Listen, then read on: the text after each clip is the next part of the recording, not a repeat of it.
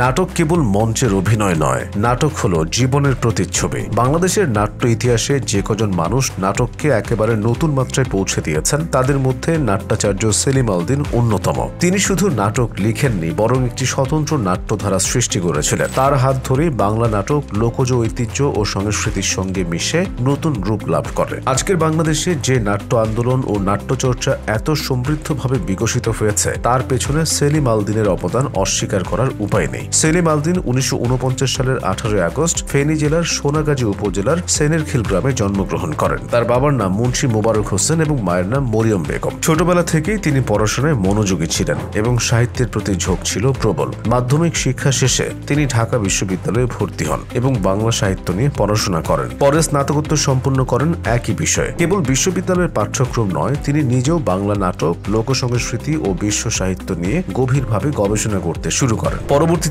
তিনি জাহাঙ্গীরনগর বিশ্ববিদ্যালয় থেকে পিএইচডি ডিগ্রি অর্জন করেন। শিক্ষাজীবন শেষে তিনি শিক্ষকতা পেশায় যুক্ত হন। পরবর্তীতে জাহাঙ্গীরনগর বিশ্ববিদ্যালয়ে বাংলা বিভাগে যোগ দেন। পরে সেখানে তিনি নাটক ও নাট্যতথ্য বিভাগ প্রতিষ্ঠা করেন। এই বিভাগ আজও বাংলাদেশের নাট্যচর্চার অন্যতম কেন্দ্র। শুধু শিক্ষক নন, তিনি ছিলেন নাট্যকার, গবেষক এবং নাট্যতথ্যবিদ। তার রচিত নাটকগুলো বাংলাদেশের নাট্যচর্চায় নতুন দিগন্ত উন্মোচন করে। তিনি চেয়েছিলেন নাটককে শুধু বিনোদন নয়, বরং সমাজ ও সংস্কৃতির গভীরতর সত্য প্রকাশের মাধ্যম হিসেবে প্রতিষ্ঠা করতে। সেলিম আল দীন মনে করতেন, আমাদের নিজস্ব ইতিহাস, লোককথা, আঞ্চলিক ভাষা ও সংস্কৃতিকে নাটকের মূল উপাদান হিসেবে ব্যবহার করা উচিত। এই দৃষ্টিভঙ্গি থেকেই তিনি গড়ে তুলেছিলেন এক বিশেষ নাট্যধারা, যেটি আজও বাংলার নাট্যধারা নামে পরিচিত। তার নাটকে গ্রামীণ জীবনের রূপকথা, মঙ্গল কাব্যের প্রভাব, লোককথা ও ইতিহাস একাকার হয়ে যায়। সেলিম আল দীনের রচিত নাটকগুলো কেবল গল্প নয়, বরং বাংলাদেশের গ্রামীণ জীবন, লোকবিশ্বাস ও মানব জীবনের চিরন্তন প্রশ্নগুলোকে উপস্থাপন করে। তার কিছু বিখ্যাত নাটক হলো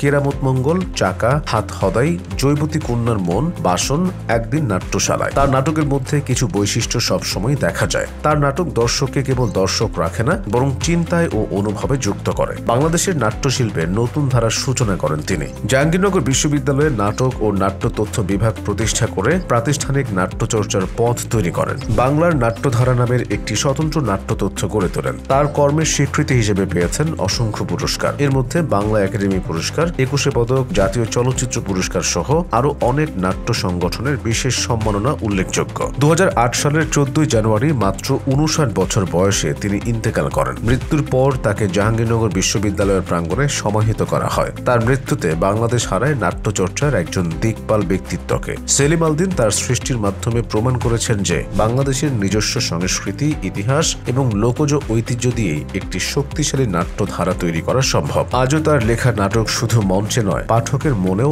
আলো জ্বেলে রাখে। তাই তাকে সার্থকভাবেই বলা হয় বাংলাদেশের নাট্যাচার্য।